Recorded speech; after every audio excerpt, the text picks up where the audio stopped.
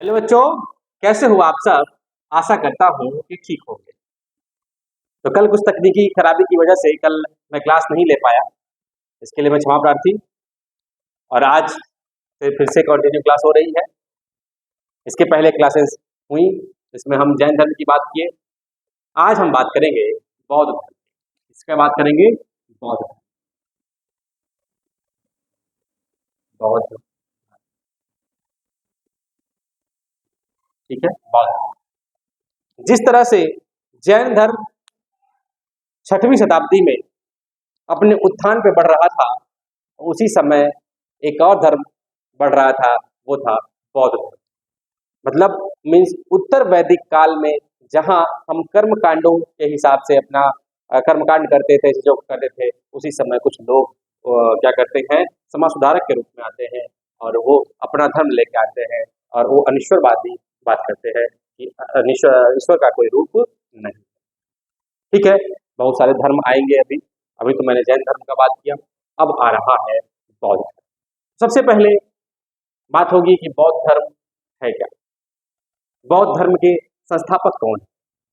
आखिर बौद्ध धर्म क्या ऐसा सुधार किया जिससे समाज में बौद्ध धर्म प्रगति की ओर बढ़ा? कौन है इसके संस्थापक?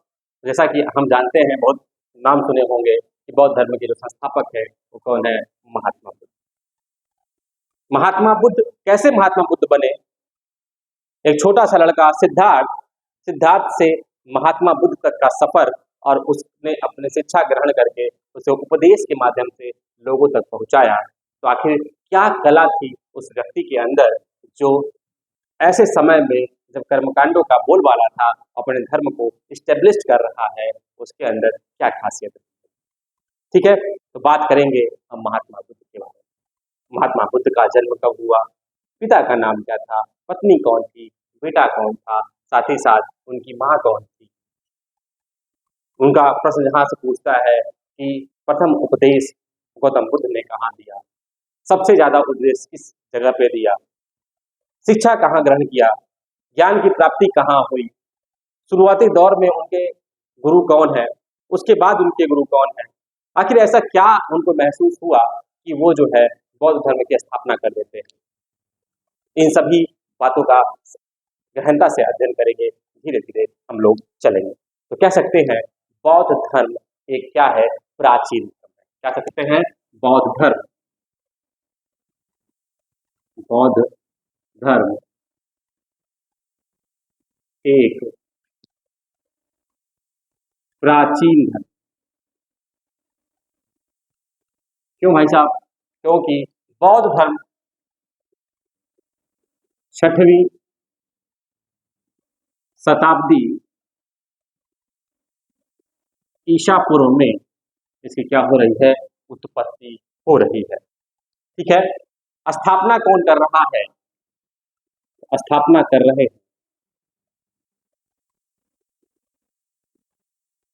सिद्धार्थ, बचपन का नाम है, और जिन्हें महात्मा बुद्ध कहते हैं।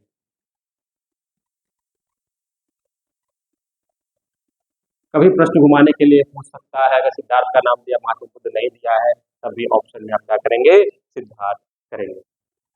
और क्या कारण था इसका, इस धर्म को लाने का? तो सबसे बड़ा इसका उद्देश्य होगा दुखों से मुक्ति। उद्देश्य किसका? बौद्ध धर्म का क्या है? दुखों से मुक्ति और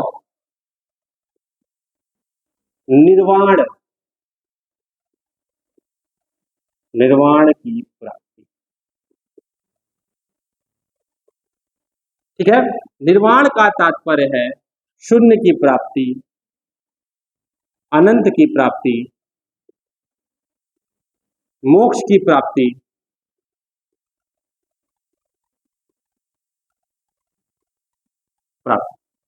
ठीक है। जैन धर्म में भी उसका उद्देश्य था अहिंसा और आत्मशुद्धि के द्वारा व्यक्ति क्या कर सकता है? प्राप्त कर सकता है? मोक्ष की प्राप्ति कर सकता है। इसमें क्या है, दुखों से अगर आपको मुक्ति पाना है, इस सांसारिक मोह माया से मुक्ति पाना है, अर्थात ये जो संसार है, जो वर्तमान में हम संसार देख रहे हैं, जिस समय में भी संसार को देखते हैं, तो क्या है, यहाँ मोह माया के कारण क्या है, कोई न कोई दुख हर व्यक्ति को, दुख है तो दुख का कारण होगा, ठीक है, कुछ न कुछ कारण से व्यक्ति क्या है, दुखित है। और इस लास्ट में जब धर्म की स्थापना करेंगे महात्मा गौतम बुद्ध, तो क्या करेंगे, तो देखेंगे कि किस कारण से समाज में दुख व्याप्त है, इसलिए वो क्या कर देंगे, गौतम बुद्ध की स्थापना कर देंगे, ठीक है। तो क्या है, निर्माण की प्राप्ति, मोक्ष की प्राप्ति, या इसी को कह सकते हैं आत्मज्ञान की प्राप्ति, आत्मज्ञान की, ठीक है सर, समझ में आया, निर्वाण की प्राप्ति, अंतिम लक्ष्य क्या होना चाहिए व्यक्ति का, निर्वाण की प्राप्ति, ठीक है। तो बौद्ध धर्म भी महात्मा बुद्ध के जीवन परिचय से आने से पहले ये जान लें कि बौद्ध धर्म क्यों आया। तो बौद्ध धर्म ने अपने कुछ सिद्धांत वर्णित किए, ठीक है। अभी महात्मा बुद्ध के परिचय पे आएंगे, सब महात्मा बुद्ध के द्वारा ही किया जा रहा है और 6वीं ईसा पूर्व में पूरा हो रहा है। तो महात्मा बुद्ध वाला जो जीवन परिचय है, कौन थे, इसके पुत्र थे, माता का क्या नाम था, पत्नी का क्या नाम था, बेटे का क्या नाम था, क्यों घर को त्याग दिए वो, क्यों सन्यासी जीवन में चले गए, ठीक है, इस पे आएंगे। लेकिन ये जान लेते हैं बौद्ध धर्म आया तो उद्देश्य क्या है, इसका मेन उद्देश्य है दुखों से मुक्ति पाना है। अगर आपको, तो आपको क्या करना पड़ेगा, निर्वाण की प्राप्ति करनी पड़ेगी, ठीक है। ये प्रश्न पूछ लेता है, निम्न में से बौद्ध धर्म के उद्देश्य क्या है, ठीक है, आप लोग टिक कर लें, ठीक है। अब लिखते हैं, आता है ऑप्शन आता है, वो आता है बौद्ध धर्म के सिद्धांत, किस सिद्धांत पे, किस मैकेनिज्म पे, क्या मैकेनिज्म है जो बौद्ध धर्म वर्क कर रहा है। तो बौद्ध धर्म के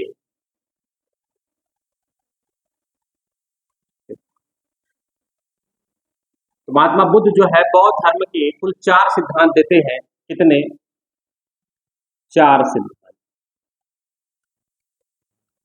ठीक है। महात्मा बुद्ध 4 सिद्धांत देते हैं, इसमें पहला सिद्धांत है दुख, क्या है, दुख, कह रहे हैं संसार जो है, पूरा संसार का जीवन जो है, क्या संसारिक जीवन जो है क्या है, दुखों से भरा है। और व्यक्ति किस प्रकार का दुख है, या किसी व्यक्ति को बुढ़ापा के कारण दुख है, किसी व्यक्ति को जन्म के कारण दुख है, किसी व्यक्ति को बीमारी के कारण दुख है, किसी व्यक्ति का कोई सगा संबंधी एक्सपायर हो जा रहा है, मतलब मृत्यु के कगार पहुंच जा रहा है, तो दुख है। अर्थात कहा जा सकता है जो पूरा सांसारिक जीवन है व्यक्ति का, वो कैसा है, दुखमय, और दुखमय है, इसका मतलब कोई न कोई कारण होगा। तो क्या होगा, दूसरा सिद्धांत है दुख का, दुख का कारण। यदि दुख है, सांसारिक जीवन में यदि दुख है, तो दुख का क्या है, कारण है, ठीक है। दुख का कारण है तो कोई ना कोई कारण होगा। कारण क्या हो सकता है, या तो बीमारी से वो दिक्कत हो, या व्यक्ति अपनी भौतिक इच्छाओं को और बढ़ाना चाह रहा है। यदि कोई कम पैसे वाला व्यक्ति है, वो जल्दी अमीर बनना चाह रहा है, या कोई जल्दी उपलब्धि हासिल करना चाह रहा है, जो सुख विलास की जिंदगी जीना चाह रहा है, तो जब चाह इच्छा होगी, मतलब तृष्णा होगी, तो व्यक्ति क्या होगा, उसके अंदर इच्छाएं जागृत होगी, और इच्छाओं के कारण क्या हो रहा है, दुख हो रहा है। तीसरा है, यदि दुख हो गया, दुख का कारण है, तो इसका निवारण ये क्या किया सकता है, दुख का निरोध है। निरोध मतलब समाप्ति, खत्म करना, ठीक है। दुख है तो दुख का कारण होगा, तो दुख है, लेकिन इसको हम क्या कर सकते हैं, समाप्त कर सकते हैं, या इसका हम निरोध कर सकते हैं। तो कैसे निरोध करेंगे सर, तृष्णा, तृष्णा मतलब इच्छा। यदि व्यक्ति अपनी इच्छाओं का, अपनी तृष्णा का क्या कर दे, अंत कर दे, तो वह व्यक्ति कभी दुखी नहीं रहेगा। तो मतलब किसका अंत करना है, अपनी इच्छाओं का अंत करना। जितनी इच्छाएं पालेंगे अपने मानव जीवन में, उतना ही दुख चारों तरफ से आपके जीवन में घिरा देगा। उससे बाहर निकलना है तो आपको क्या करना पड़ेगा, कुछ न कुछ काम करना पड़ेगा। तो निरोध करना है तो निरोध पे चलने का मार्ग होगा, तो लिखे गए चौथा होगा दुख, दुख निरोध के ये मार्ग। माता बुद्ध कह रहे हैं कि निरोध करेंगे, इच्छाओं का समाप्ति कैसे होगी, तो हमें क्या करना पड़ेगा, इस निरोध के मार्ग पर चलना होगा। और वो मार्ग कैसे फलीभूत होगा, तो हमें महात्मा बुद्ध ने क्या किया, एक अष्टांगिक मार्ग दिया। अष्टांगिक मार्ग कुल कितने हैं, 8। ठीक है, 8 अष्टांगिक मार्गों की बात करेंगे, जिससे हम क्या करेंगे, दुख से निरोध पा सकते हैं। तो लिखेंगे अष्टांगिक मार्ग, महात्मा बुद्ध के द्वारा दिए गए 8 अष्टांगिक मार्ग।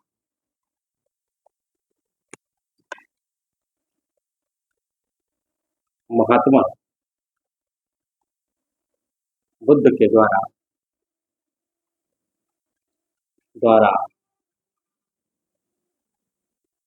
दिए गए या बताए गए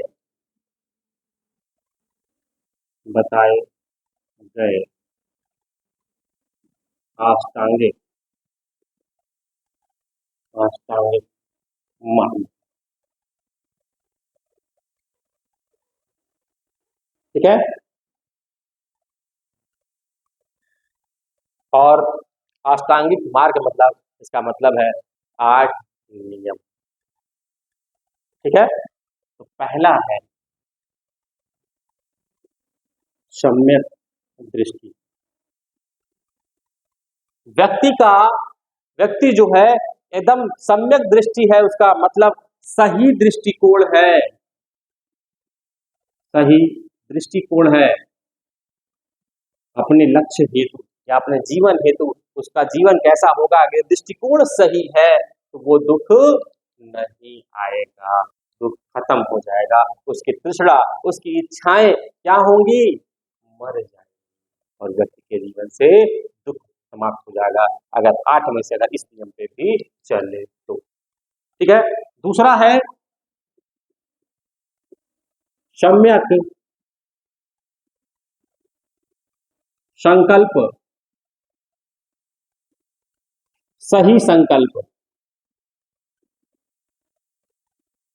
जीवन को सही से जीने का अगर वो संकल्प लेता है कि हमें अगर संकल्प ले लेंगे तो हमसे क्या होगी, दिक्कतें नहीं होगी, इस कारण से दुख नहीं होगा।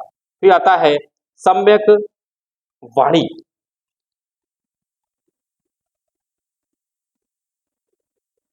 सम्यक वाणी, सही बात।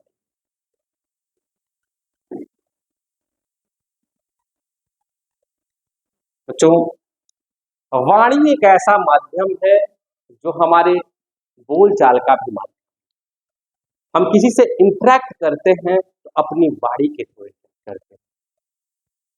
जैसे एक रेडियो ऑपरेटर है या एक रेडियो जॉकी है, तो उसकी वाणी सब लोग सुनना चाहते हैं।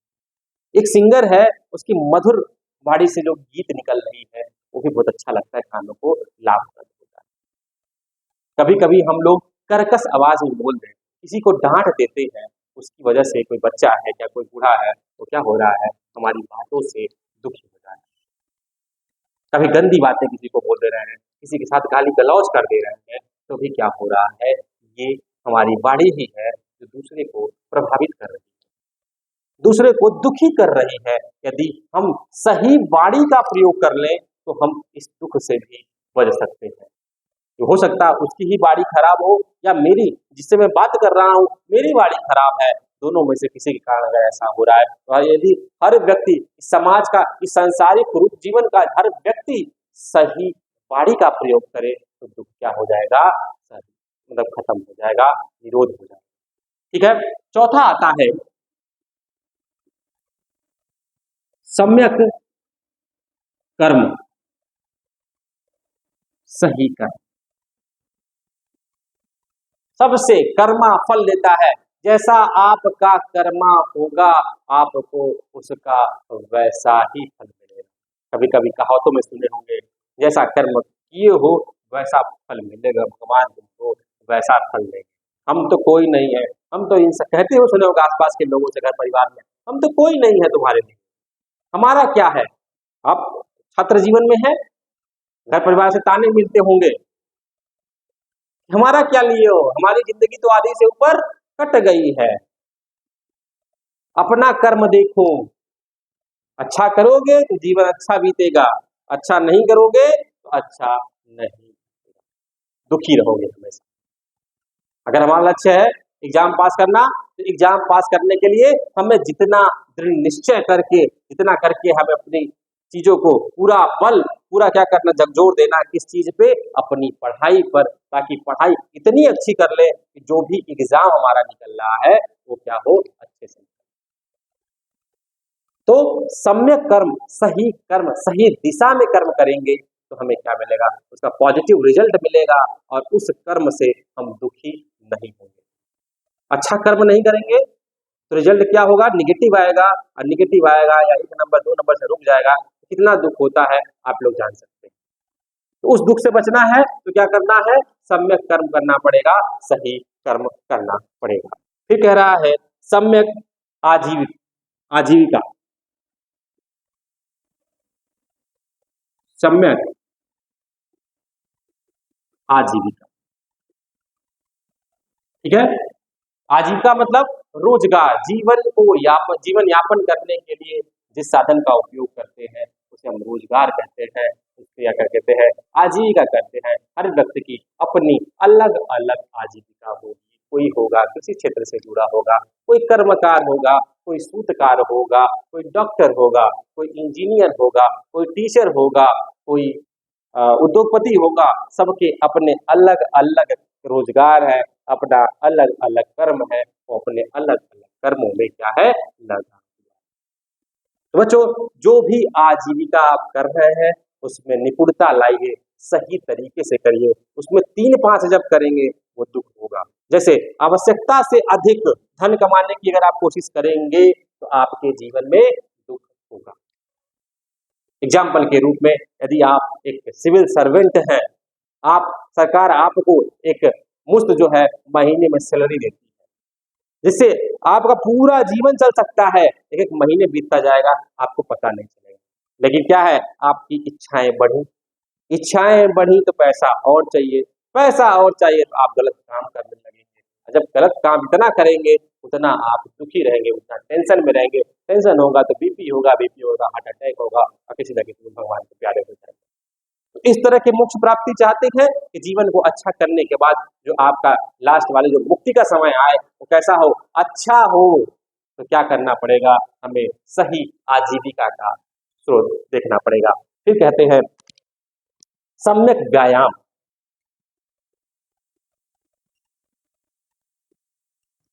सम्यक व्यायाम। अभी जब महात्मा बुद्ध के बारे में बताएंगे तो बताएंगे क्या ऐसा हुआ कि वो जो है बौद्ध धर्म की स्थापना पे चले गए, तो अभी इसके बाद आएगा तो बताते हैं।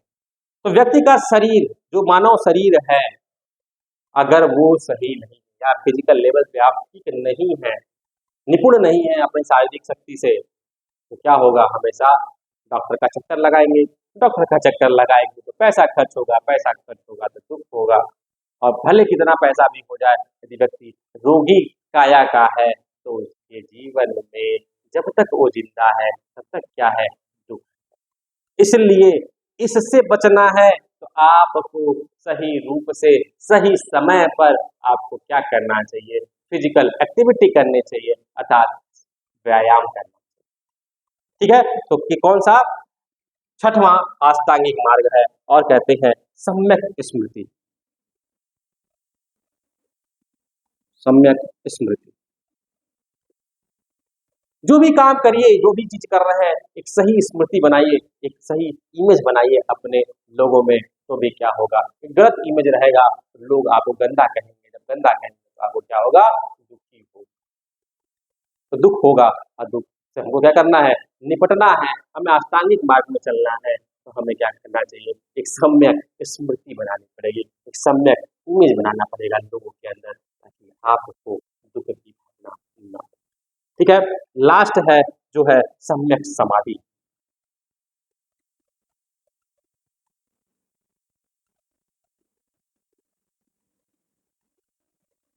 सही समय पर सही चीजें करेंगे तो आपको सही समय पर क्या आपकी मृत्यु की प्राप्ति होगी, समाधि मिलेगी, तो क्या होगा, आपका जीवन सही चलेगा और जीवन भर पूरा दुख नहीं होगा, और सांसारिक मोह माया से क्या रहेंगे, दूर रहेंगे। तो महात्मा बुद्ध कहते हैं चार सिद्धांत, यदि समाज में या सामाजिक जीवन में या सांसारिक जीवन में यदि दुख है तो दुख का कारण है, दुख का कारण है तृष्णा, मतलब तृष्णा है, मतलब इच्छाएं हैं, या इच्छा इच्छा किस चीज की, भौतिक वस्तुओं की इच्छा जब ज्यादा हो जाएगी तो हमारे जीवन में क्या होगा, सांसारिक जीवन में क्या होगा, दुख होगा। लेकिन इस दुख से हम क्या कर सकते हैं, निर्वाण की प्राप्ति कर सकते हैं, हम इसका निरोध कर सकते हैं। तो कैसे करना पड़ेगा, हमें निरोध के मार्ग पर चलना पड़ेगा। तो महात्मा बुद्ध ने 8 ऐसे मार्ग बताए जिन्हें अष्टांगिक मार्ग के रूप में जाना जाता है, और वो जो है अष्टांगिक मार्ग अगर यदि अपना ले हम, तो हमारे जीवन से तृष्णा और इच्छा जैसी सभी दुख जो है समाप्त होगा, हमारा सामाजिक जीवन क्या होगा, अच्छा होगा। तो बच्चों, ये जो चीजें बताई गई हैं, इससे भी प्रश्न ऐसे ही पूछता है, 8 अष्टांगिक मार्ग दे देगा या 4-5 दे देगा, उसे पूछेगा इनमें से कौन सा अष्टांगिक मार्ग नहीं है। लेकिन अगर आप 8 को जानते होंगे तो आप क्या कर सकते हैं, सही कर सकते हैं, अन्यथा के दृष्टि में नहीं। तो 4 सिद्धांतों के साथ साथ 8 अष्टांगिक मार्ग इसके द्वारा महात्मा बुद्ध के द्वारा दिया गया, जिससे क्या किया जा सकता है, हम उसे वो पा सकते हैं। ठीक है, तीसरा एक चीज आता है, महात्मा बुद्ध के धर्म, मतलब बौद्ध धर्म के 3 रत्न हैं, बौद्ध धर्म के 3 रत्न।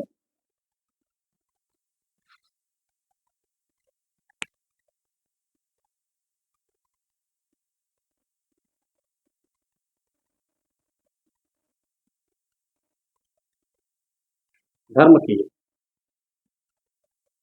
3 रत्न, पहला है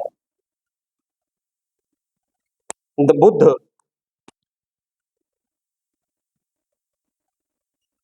दूसरा है धम्म, और तीसरा है संघ। 3 रत्न है, बुद्ध, धम्म और संघ। बुद्ध वो रत्न है जो क्या है, जो क्या कर रहे हैं, सत्य को जान चुके हैं, जो क्या है, इनको क्या है, निर्वाण की प्राप्ति हो जाती है, वो रत्न क्या कहलाते हैं, बुद्ध कहलाते हैं। ऐसे लोग जो निर्वाण की प्राप्ति कर लेते हैं वो क्या कहलाएंगे, वो क्या कहलाएंगे, बुद्ध कहलाएंगे। उन्हें क्या कहा गया, बुद्ध क्या गया, इसीलिए महात्मा बुद्ध नाम पड़ा, नाम सिद्धार्थ, बुद्ध, बौद्ध धर्म का यही है। 3 रत्नों में से कौन है, बुद्ध, पहला रत्न, जिन्हें अपने निर्वाण की प्राप्ति हो गई है, जिसको आत्मज्ञान हो गया है, वो व्यक्ति क्या है, बुद्ध है। दूसरा है धम्म, बुद्ध द्वारा सिखाए गए जो सिद्धांत है उस पे जो चल रहा है वो क्या कहलाएगा, धम्म। संघ कहलाएगा बौद्ध भिक्षुओं और अनुयायियों का क्या है, समुदाय है, तो क्या कहलाता है, संघ। कई लोगों को मिला के संघ बनता है, उसी तरह बौद्ध भिक्षुओं और अनुयायियों का क्या है, संघ। कैसे लिख सकते हैं इसको, बौद्ध भिक्षुओं, भिक्षुओं और अनुयायियों, अनुयायियों का संघ। बौद्ध द्वारा, बौद्ध धर्म द्वारा द्वारा प्राप्त शिक्षा व सिद्धांतों पर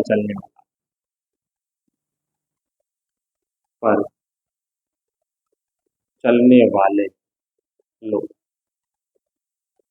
बुद्ध है जिसे आत्मज्ञान की निर्वाण की प्राप्ति हो गई।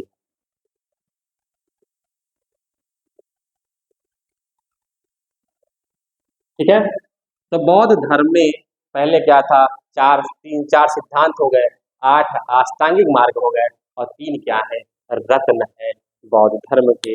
ये तीनों चीजें बहुत ही इंपॉर्टेंट है एग्जामिनेशन पॉइंट ऑफ व्यू से। ठीक है, यहाँ तक हमने बौद्ध धर्म के बारे में जाना। अब आते हैं हम बौद्ध धर्म के संस्थापक के बारे में जानेंगे, जिनका नाम है बौद्ध, और नाम क्या है इनका, महात्मा बुद्ध।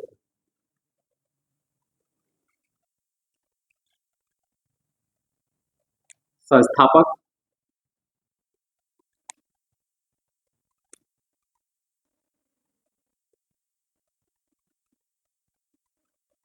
गौतम बुद्ध।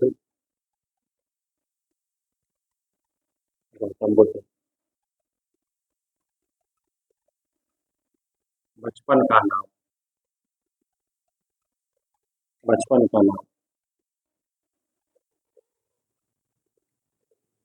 सिद्धार्थ। ठीक है, कौन है, अच्छा, एक राजकुल में पैदा हुए थे गौतम बुद्ध। क्या पता था कि एक शाही परिवार में, एक राज परिवार में पैदा होने वाला एक ऐसा बच्चा, एक विलक्षण प्रतिभा का बच्चा बाहर आएगा और क्या करेगा, बौद्ध धर्म की स्थापना करेगा। किसको पता था? 35 वर्ष की आयु में उसको ज्ञान प्राप्ति हो जा रही है और लोगों को क्या कर रहा है, उपदेश दे रहा है। अगर किसी के घर में ऐसा लायक बच्चा पैदा हो जाए तो माँ बाप कितने प्रफुल्लित होंगे, उनके माँ बाप का सीना कितना गदगद हो जाएगा। उसी में थे हमारे महात्मा। तो संस्थापक कौन है, महात्मा बुद्ध। किसके, बौद्ध धर्म। ठीक है, जन्म कब होता है इसका, बुद्ध का जन्म होता है 563 ईसा पूर्व। पिता कौन है, पिता है शाक्य वंश के राजा शुद्धोधन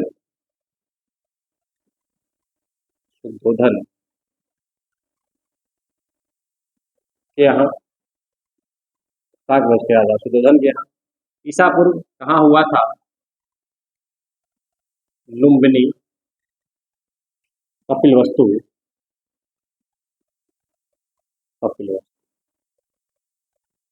ठीक है, तो लुम्बिनी में 563 ईसा पूर्व में शाक्य वंश के एक राजा है जिनका नाम है शुद्धोधन। शुद्धोधन के परिवार में एक बच्चा पैदा होता है। किसकी कोख से पैदा होता है, माताओं की, माया देवी। माता क्या है, माया देवी। माया देवी ऐसा किंवदंती है इनके बारे में कि महात्मा बुद्ध अर्थात सिद्धार्थ जब पैदा होते हैं तो 7वें दिन ही उनकी माता का क्या होता है, देहांत हो जाता है। ठीक है, देहांत हो जा रहा है। अब क्या हो रहा है, एक दिन उनका देहांत हो जा रहा है, लेकिन पालन पोषण किसने किया, पालन पोषण सौतेली माँ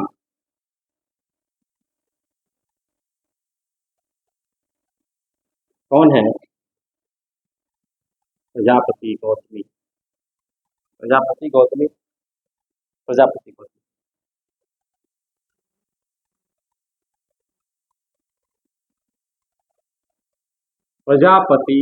गौतमी ने इनका क्या पालन पोषण करने वाली माँ कौन है, प्रजापति गौतमी, और माया देवी के इससे कोख से जन्म लेते हैं और 7 दिन के पश्चात इनकी माँ क्या हो जाती है, वो क्या करती है, एक्सपायर हो जाती है। इनका विवाह होता है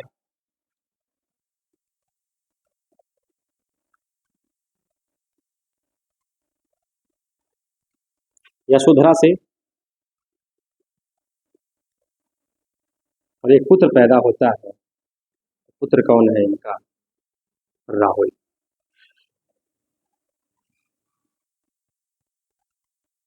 ठीक है। महापरिनिर्वाण परिनिर्वाण परिनिर्वाण कहाँ होता है? कुशीनारा में। कुशीनारा में कब हो रहा है? कहाँ है? देवरिया में। देवरिया यूपी। कब हो रहा है? 483 ईसा पूर्व। तो ये चीज बहुत ही इम्पोर्टेंट है। जन्म कहाँ हुआ? तो जन्म हुआ सर 563 ईसा पूर्व में। कहाँ पे हुआ? लुम्बिनी कपिलवस्तु में। और महापरिक्रमण कहाँ हुआ, मतलब कहाँ इनकी मृत्यु हुई? तो वो हो गई कहाँ पे? कुशीनारा उत्तर प्रदेश में हो गई। कब? 483 ईसा पूर्व में। ठीक है। दो महत्वपूर्ण तथ्य है यहाँ से आपको याद रखना है। पिता का नाम याद हो गया, माता नाम, और पालन पोषण किसने किया? प्रजापति गौतमी ने सौतेली माँ थी और जाके इनका पालन पोषण किया। माया देवी इनकी जो है सगी माँ थी, लेकिन उनकी मृत्यु जैसे ही सिद्धार्थ पैदा होते हैं उनके 7 दिन के बाद उनकी मृत्यु हो जाती है। तो ओवरऑल महात्मा बुद्ध की ये जीवनी थी, ये जीवन परिचय था, ये जीवन परिचय इनका। एक दिन क्या करते हैं सिद्धार्थ, अपने राज्य से, अपने परिघर से बाहर निकलते हैं। अब आता है कि बौद्ध धर्म कैसे पनपा। 14 साल का एक बच्चा सिद्धार्थ घर से क्या कर रहा है? बाहर निकल रहा है। और घर से बाहर निकल रहा है तो कमल, अभी आएंगे प्रतीक चिन्हों को बताएंगे, कुछ प्रतीक चिन्ह है, कौन कौन से चीजें हैं मरण के समय प्रतीक चिन्ह है, इसका भी एक डिटेल है, उसको भी आप कर। तो घर से निकलता है, जैसे ही घर से निकलता है एक पाता है, एक व्यक्ति एक देखेगा, एक जो है दुखी व्यक्ति दिखेगा उनको, एक बूढ़ा व्यक्ति दिखेगा। क्या करेगा? एक बूढ़ा व्यक्ति देखेंगे कि बूढ़ा व्यक्ति जा रहा है और लचर अवस्था में आ चुका है और हमेशा रोग से परेशान। तो उनको देखकर उनके अंदर क्या होगा? दुख होगा, उनके अंदर पीड़ा आएगी। फिर और आगे बढ़ते हैं तो उनको दिखता है एक बीमार, एक व्यक्ति है जो बीमार है, एक व्यक्ति है जो बीमार है और बीमारी के कारण उसके जीवन में क्या हो रहा है? दुख हो रहा है। फिर आगे जाते हैं, देखते हैं 4 लोग एक कंधे पे लाश लेके जा रहे हैं, एक शव को देखते हैं तो कहते हैं, और आसपास के लोग चिल्ला रहे हैं, रो रहे हैं। पूछते हैं कि आखिर ये क्यों रो रहे हैं, कौन व्यक्ति है? मतलब उनका कहना होता है कि जो लोग वहाँ के होते हैं वो कहते हैं एक ऐसा व्यक्ति जो मृत्यु के कगार पर पहुंच गया, उसकी मृत्यु हो गई है और उसके आस पड़ोस के लोग, उसके भाई बंधु क्या कर रहे हैं? उनके दुख के कारण क्या कर रहे हैं? विलाप कर रहे हैं। फिर और आगे बढ़ते हैं, देखते हैं एक सन्यासी, सन्यासी अपने जीवन में मस्त है, लोगों को उपदेश दे रहा है, अपनी बातें, परिवार, सांसारिक मोह माया को छोड़कर आगे बढ़ रहा है। उनसे पूछते हैं कि आखिर आप इतने खुश क्यों हैं? तो उन्होंने बताया कि भाई मैं सांसारिक मोह माया से दूर हो चुका हूं। 4 लोगों को देखते हैं, इन चारों लोगों से उनके अंदर बहुत ही पीड़ा उत्पन्न होती है और इस पीड़ा के कारण क्या करते हैं? 29 वर्ष की अवस्था में क्या कर रहे हैं? गृह को त्यागते हैं। गृह त्यागने के बाद कहाँ जाते हैं? एक तट है, एक कौन सा तट है? वहां पहुंचते हैं,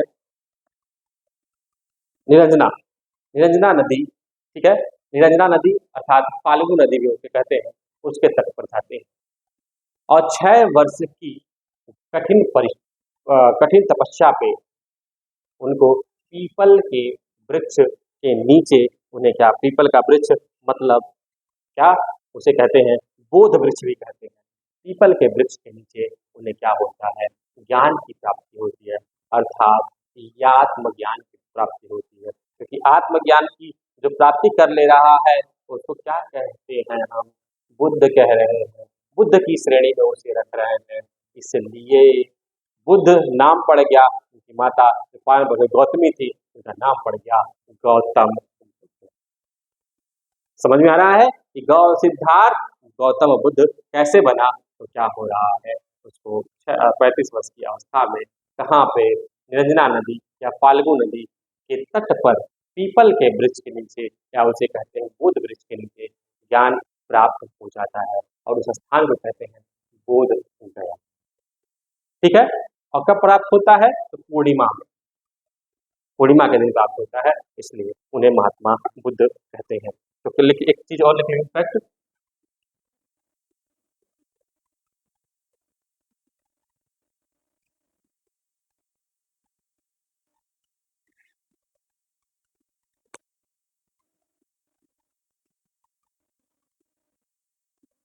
गृह त्याग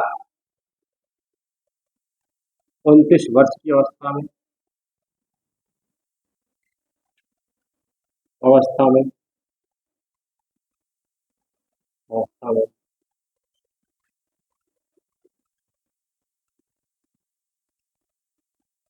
ज्ञान प्राप्ति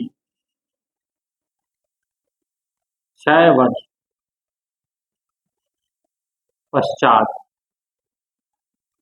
अर्थात 35 वर्ष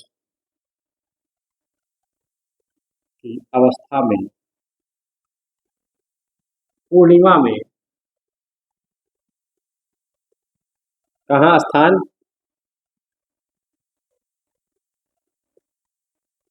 निरंजना नदी या फाल्गु नदी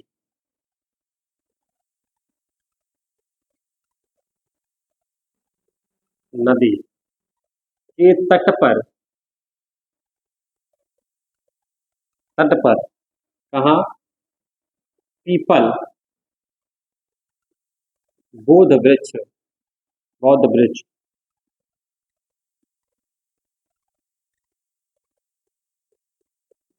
के नीचे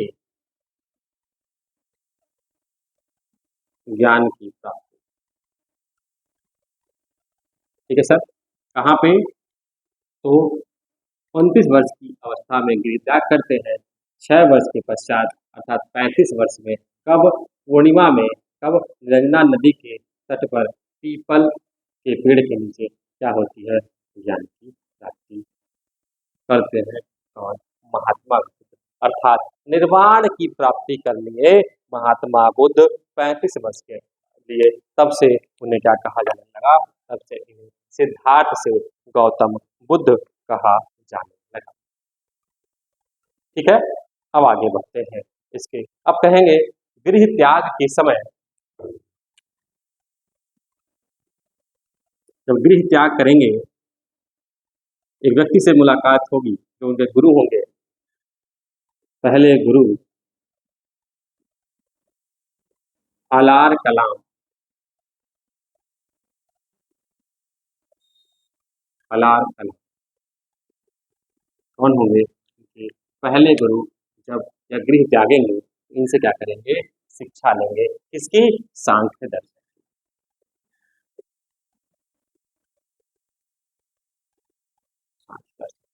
ठीक है। आलार कलाम इनके गुरु होंगे और उसके बाद उनके गुरु होंगे रुकार रुकारम गुप्त, उसके बाद उसके बाद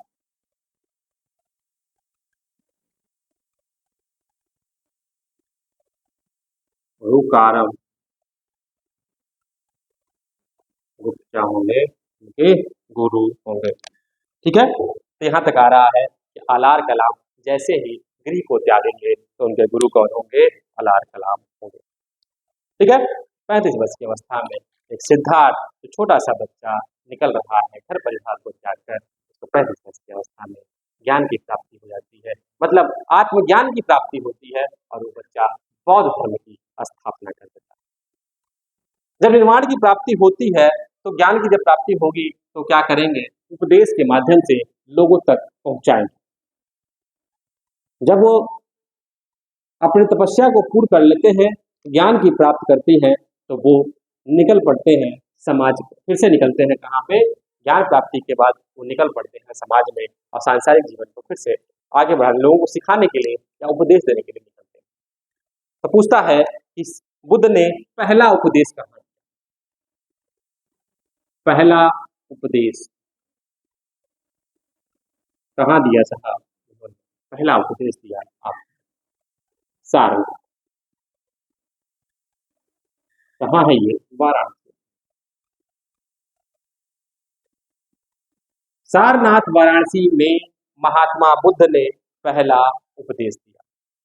उसके बाद उसके बाद उसके बाद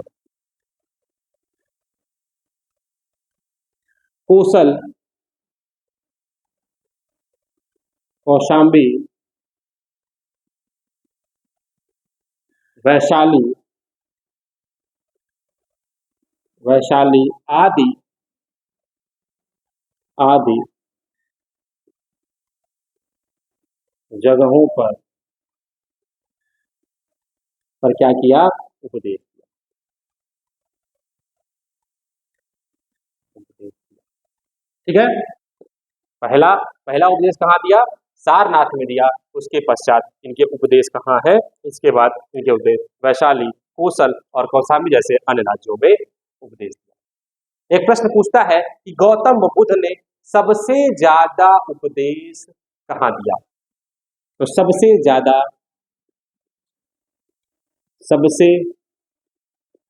ज्यादा उपदेश तो टिक करेंगे श्रावस्ती।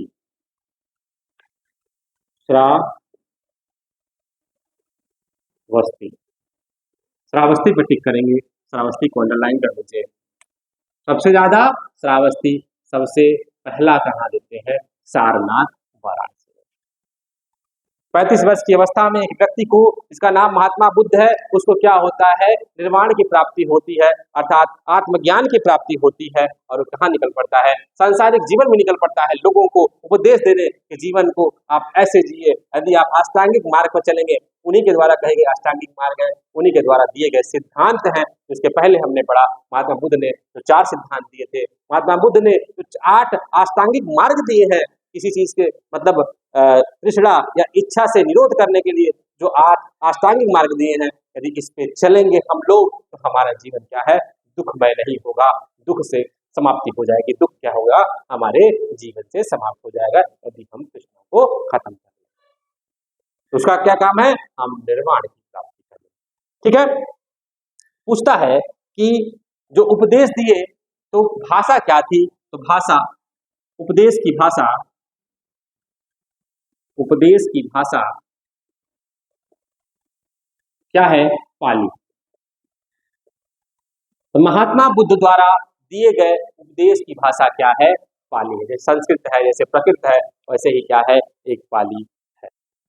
मैंने बता चुका 483 ईसा पूर्व में यही जो बौद्ध धर्म की स्थापना कर रहा है और व्यक्ति कहा हो जा रहा है, उसका महापरिक्रमण हो जा रहा है और महापरिनिर्वाण हो जा रहा है, अर्थात उसकी मृत्यु हो जा रही है। कहाँ पे? कुशीनारा में। कब हो रही है? 80 वर्ष की अवस्था में। एक प्रश्न और पूछता है, महात्मा बुद्ध का जन्म, महात्मा बुद्ध की विवाह किस उम्र में होती है? तो महात्मा बुद्ध का विवाह 16 वर्ष की अवस्था में किसके साथ? यशोधरा के साथ। ठीक है, आप लोग यही नोट डाउन कर लीजिएगा। महात्मा बुद्ध के बारे में अगर जानना है हमें, तो हमें उनके 3 ग्रंथ हैं।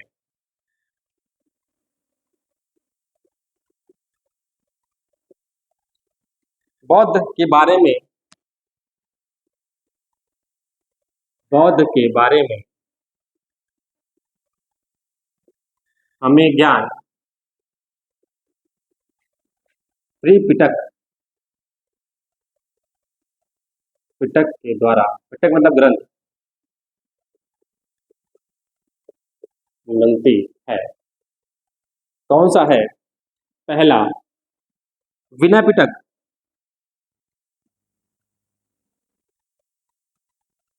दूसरा सुपिटक, तीसरा है अभिधम पिटक। अभिधम पिटक। यदि बौद्ध के बारे में जानना है तो हमें 3 पिटकों के बारे में, 3 स्रोतों से हमें जानकारी बौद्ध धर्म के बारे में मिलती है। तो प्रश्न पूछता है, बौद्धों के 3 पिटक कौन है? तो बौद्धों के 3 पिटक विनय पिटक, सुत पिटक और कौन सा है अभिधम पिटक। कुछ अन्य महत्वपूर्ण तथ्य हैं इनके द्वारा जो कही गई है वो है, जो बौद्ध हैं वो क्या है, अनिश्वरवादी है, जो क्या करते हैं, ईश्वर पे विश्वास नहीं करते। तो क्या है, बौद्ध बौद्ध जो है, बौद्ध लोग जो है क्या है, अनिश्वरवादी, अनिश्वरवादी। तो बौद्ध धर्म स्टार्ट हो जाएगा तो आगे का जो वंश आएगा वो क्या करेगा, वो इसको अपनाएगा। बौद्ध क्या करता है, ये पुनर्जन्म की मान्यता है। इसमें क्या है, इसमें पुनर्जन्म की मान्यता। कहते हैं कि व्यक्ति का क्या होता है, पुनर्जन्म होता है, इसलिए उसको क्या करना चाहिए, अपने पहले के जीवन को इतना अच्छा रखना चाहिए कि आने वाले जब पूर्व जन्म मिले, यदि अच्छा जीवन नहीं रहा पहले का तो आपको अच्छा पुनर्जन्म नहीं मिलेगा। ठीक है, तो ये कहा जाता है। फिर कहते हैं, जब महात्मा बुद्ध जगह जगह निकल रहे हैं, जब शिक्षा ले रहे हैं, जब जन्म हो रहा है या जब वो मृत्यु हो रही है, तो उनके प्रतीक चिन्ह है जो हमारे लिए होता है, महत्वपूर्ण है। एक तरफ लिखेंगे घटना, और उसका क्या है, प्रतीक। तो घटना क्या है, पहली घटना इनके साथ घटती है जन्म। जन्म में क्या होता है, कमल एवं साण। जन्म का प्रतीक क्या है, कमल एवं साण। दूसरा, गृह त्याग क्या होता है, प्रतीक है घोड़ा, कमल, घोड़ा। तीसरा है, तीसरा है ज्ञान, पीपल, मतलब बोध वृक्ष, पीपल। चौथा है निर्माण, उनके द्वारा बताए गए पद चिन्ह,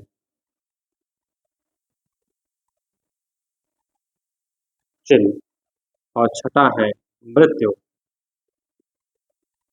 क्या है, मृत्यु का क्या वो है, स्तूप।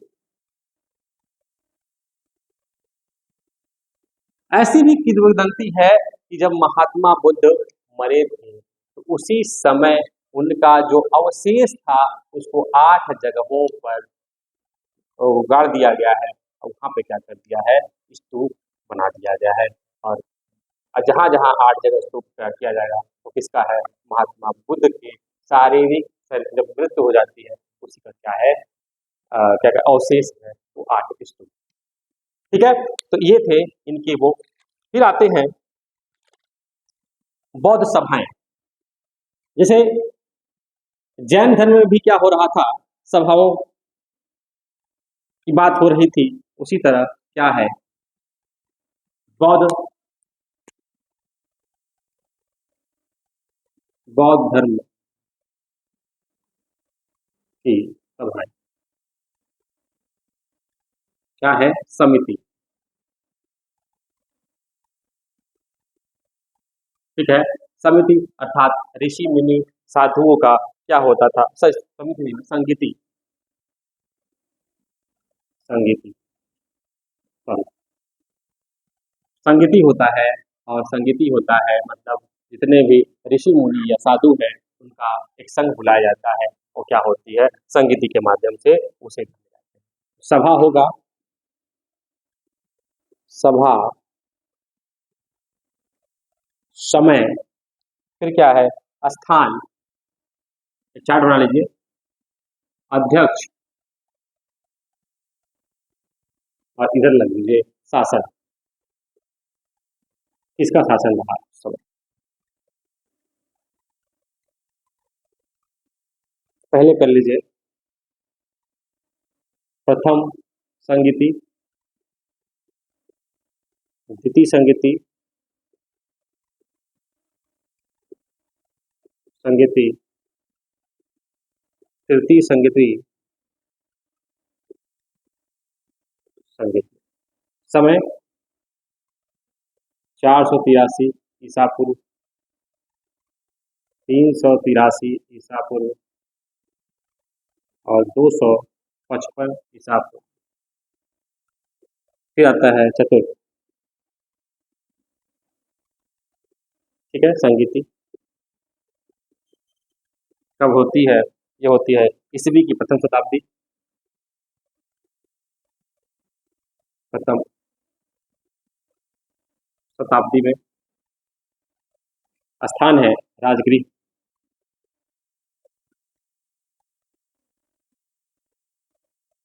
वैशाली,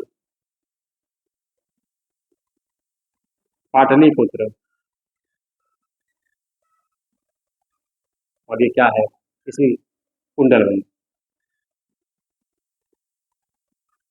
कश्मीर, ठीक है। 483, 383, 255 और क्या है? यह पहला है आपका महाकश्यप,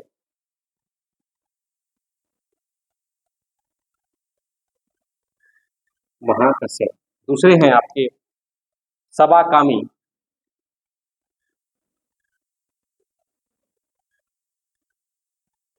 मोगलीपुत्र, मोगलीपुत्र।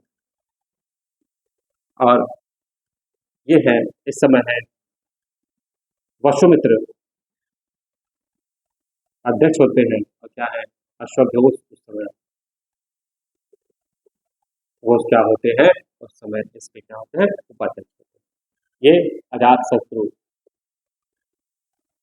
आजाद, सब पढ़ेंगे सबके बारे में आने वाले क्लासेस में। कालासोर,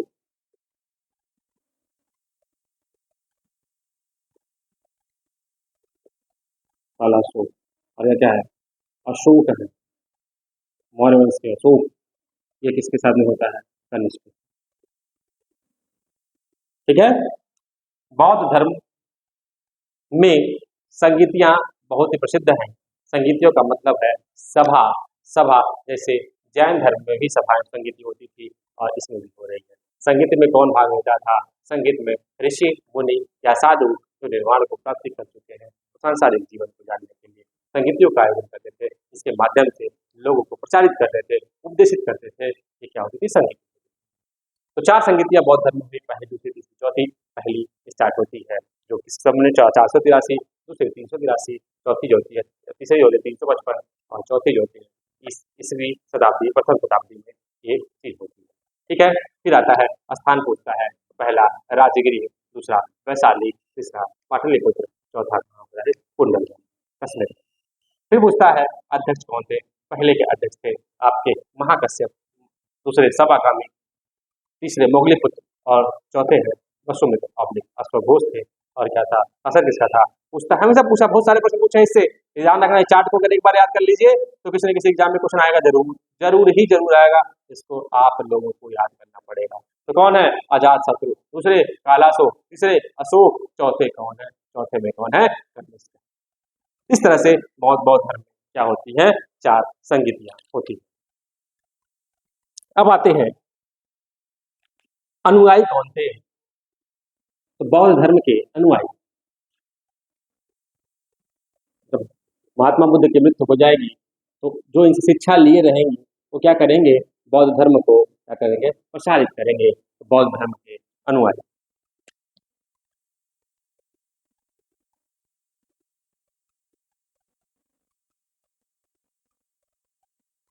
अनुयायी 2 तरह के अनुयायी,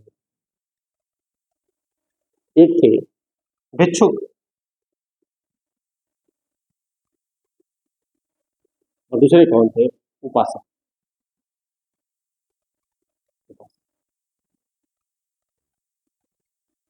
ठीक है। जो भिक्षुक थे वो क्या किए? बौद्ध धर्म का प्रचार प्रसार करने के लिए क्या करिए? संन्यास ग्रहण किए। भिक्षुक कौन है?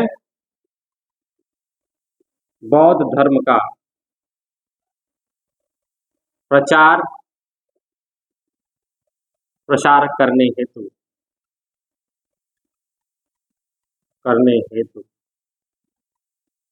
संन्यास ग्रहण किए। और दूसरे कहलाते हैं वो है गृहस्थ जीवन व्यतीत करते हुए, गृहस्थ जीवन व्यतीत करते हुए बौद्ध धर्म का प्रचार प्रसार। उपासक कौन है और भिक्षुक कौन है? तो भिक्षुक वो है जो बौद्ध धर्म का प्रचार प्रसार करने के लिए क्या कर रहे हैं? संन्यास ग्रहण किया है। और उपासक वो है जो क्या कर रहे हैं? गृहस्थ जीवन व्यतीत करते हुए भी वो क्या कर रहे हैं? बौद्ध धर्म का प्रचार प्रसार करते हैं। फिर पूछता है किस वर्ष में बौद्ध धर्म में शामिल था? बौद्ध धर्म में शामिल होने की न्यूनतम आयु 15 वर्ष। यदि व्यक्ति 15 वर्ष का हो जा रहा है तो क्या कर सकता है? वो बौद्ध धर्म में शामिल हो सकता है। ठीक है। उसके बाद जब संगीति हो जाती है, अंतिम संगीति जो चतुर्थ संगीति हो जाती है, तब इनके दो जो संगीति के बाद इनके जो अनुयायी होते हैं वो हो जाते हैं, दो भाग में लिख सकते हैं। चतुर्थ संगीति के बाद, चतुर्थ संगीति के बाद, चतुर्थ संगीति के बाद, संगीति के बाद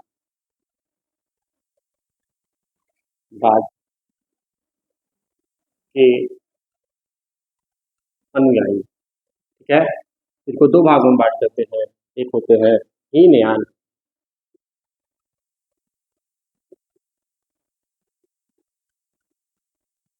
हीनयान, और दूसरे कौन है सर? महायान। ठीक है। हीनयान अर्थात महात्मा बुद्ध के सभी प्राणियों के लिए बोधिसत्व का लक्ष्य रखा है तो क्या कहलाएगा? हीनयान कहलाएगा। और पुरानी शाखा जो कहलाएगी क्या कहलाएगी? महायान। इस तरह से बौद्ध धर्म का विकास हुआ और धीरे धीरे बौद्ध धर्म का क्या हो गया? विस्तार। ठीक है। तो हमें क्या पढ़ना है? बौद्ध धर्म के संस्थापक कौन है? बुद्ध, महात्मा बुद्ध। सिद्धार्थ से बुद्ध कैसे बनते हैं?